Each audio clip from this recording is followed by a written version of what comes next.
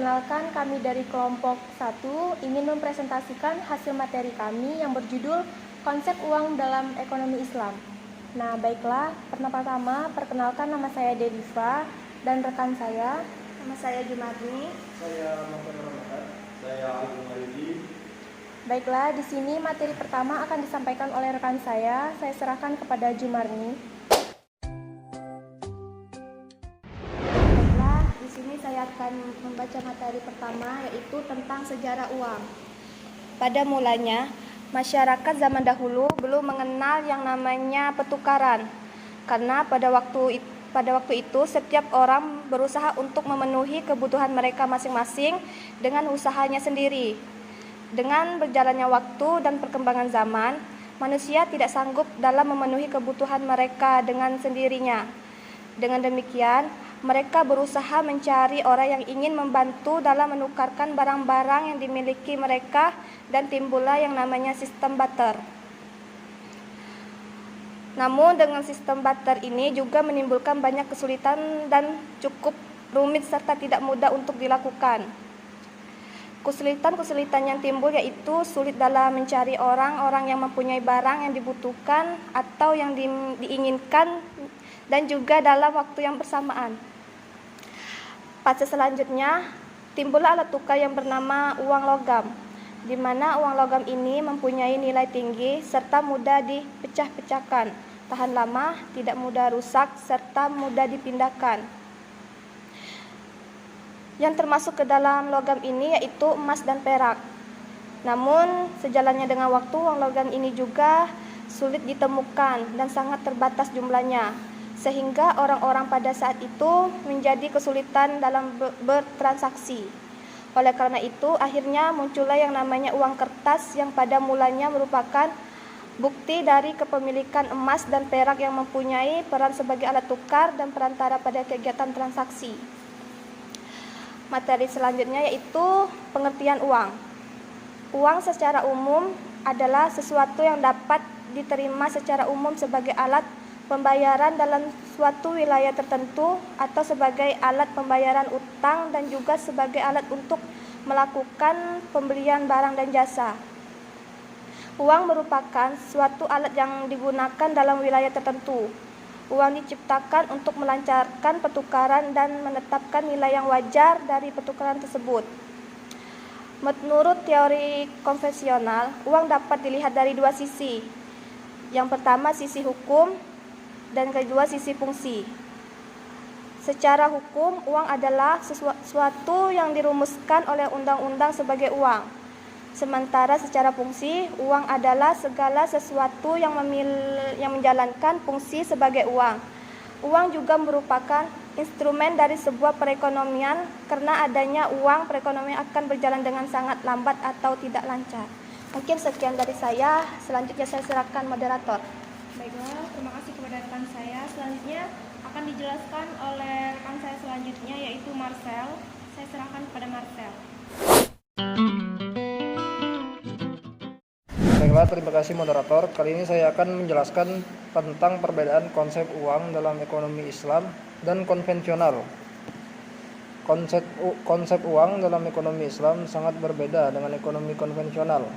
Dalam ekonomi Islam, konsep uang sangat jelas dan tegas bahwa uang bukan sebagai kapital atau modal.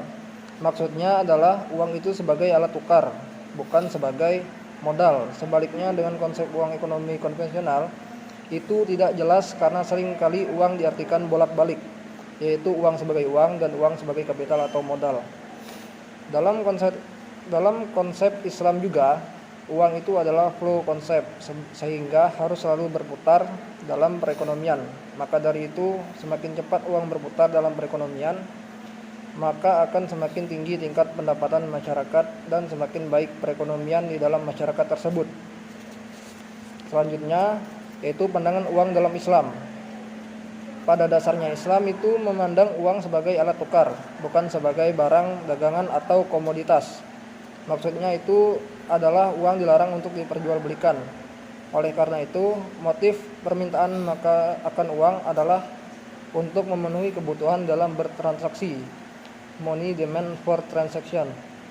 Islam juga menganjurkan penggunaan uang dalam pertukaran karena Rasulullah telah menyadari kelemahan dari salah satu bentuk pertukaran pada zaman dahulu, di mana pertukaran ini disebut dengan sistem barter, yaitu barang saling dipertukarkan. Sistem barter ini memiliki banyak kelemahan, maka dari itu Rasulullah menggantinya dengan sistem pertukaran melalui uang. Oleh karena itu beliau menekankan kepada para sahabat untuk menggunakan uang dalam bertransaksi. Dalam pandangan Islam tidak dikenal money demand for speculation karena spekulasi tidak diperbolehkan. Tetapi sistem konvensional membolehkan adanya spekulasi yang dimana akan memberikan bunga atas harta. Namun Islam menjadikan harta itu sebagai objek zakat, dan Islam juga melarang menimbun uang di bawah bantal karena hal ini akan mengurangi jumlah uang yang akan beredar di dalam masyarakat.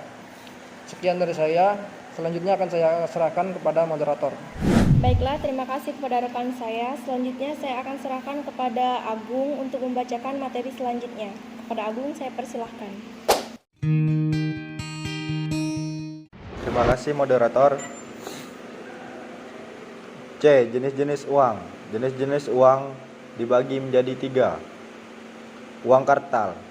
Uang kartal adalah uang sehari-hari yang kita gunakan sebagai alat tukar atau pembayaran yang wajib diterima oleh semua masyarakat. Uang kartal terbagi menjadi 2. Ada uang logam dan uang kertas. 2. Uang giral.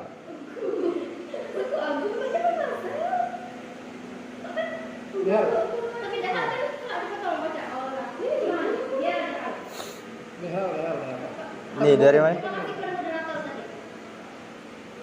Terima kasih kepada moderator. C. Jenis-jenis uang. Jenis-jenis uang dibagi menjadi 3. Yang pertama, uang kartal. Uang kartal adalah uang sehari-hari yang kita gunakan sebagai transaksi yang wajib atau sah diterima oleh semua masyarakat. Uang kartal terbagi menjadi 2. Ada uang logam dan uang kertas.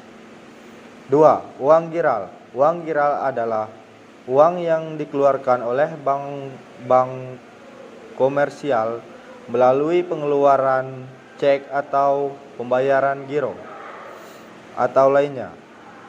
3. Uang dinar dan dirham. Uang dinar adalah uang logam yang terbuat dari emas, sedangkan uang dirham adalah uang logam yang terbuat dari perak. Seiring penyebaran uang dinar dan dirham, pemahaman masyarakat semakin meningkat tentang uang tersebut yang digunakan untuk pembayaran zakat mal. D. Fungsi uang. Fungsi uang terbagi menjadi 4. Yang pertama, uang sebagai alat tukar, uang sebagai alat penyimpanan atau daya beli. 3. Sebagai alat satuan hitung atau pengukuran nilai. Yang keempat, uang sebagai ukuran standar pembayaran yang ditanggungkan. Baik, sekian dari saya serahkan ke moderator. Terima kasih kepada Agung. Di sini saya akan melanjutkan materi kami, yaitu tentang hubungan uang dengan modal dalam perspektif Islam. Modal atau kapital mengandung arti barang yang dihasilkan oleh alam atau buatan manusia.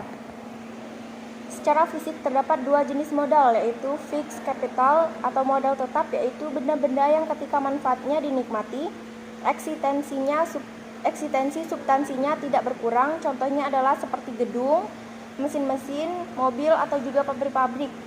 Nah, sedangkan circulation capital atau modal yang bersirkulasi yaitu benda-benda yang ketika manfaatnya dinikmati dan substansinya juga hilang. Contohnya bahan baku, uang, dan lainnya. Nah, perbedaan antara kedua modal tersebut dalam syariah dapat dilihat dari modal tetap pada umumnya yang dapat disewakan tetapi tidak dapat dipinjamkan atau qard. Sedangkan modal sirkulasi bersifat konsumtif bisa dipinjamkan atau qard tetapi tidak dapat disewakan. Hal itu disebabkan karena ijarah dalam Islam hanya dapat dilakukan kepada benda-benda yang memiliki karakteristik substansinya yang dapat dinikmati secara terpisah atau sekaligus. Ketika sebuah barang disewakan, maka manfaat barang tersebut dipisahkan dari yang punya dan dinikmati oleh penyewa dan status kepemilikannya tetap pada yang punya, dan ketika masa sewa berakhir, maka barang yang disewakan akan dikembalikan kepada pemilik barang tersebut dalam keadaan yang utuh seperti semula. Nah, baiklah, kesimpulan dari materi kelompok kami adalah bahwa di dalam Islam itu uang dipandang sebagai alat tukar, bukan sebagai komoditi. Nah, peranan uang ini dimaksudkan untuk melenyapkan ketidakadilan, ketidakjujuran dalam tukar-menukar atau barter. Karena dalam tukar-menukar ini biasanya terjadi ketidakadilan yang disebut juga sebagai riba, di mana riba ini dilarang dalam agama Islam. Baiklah, sekian presentasi dari kelompok kami. Apabila ada kesalahan, kami mohon maaf. Kepada Allah kami mohon ampun. Kami akhiri. Wassalamualaikum warahmatullahi wabarakatuh.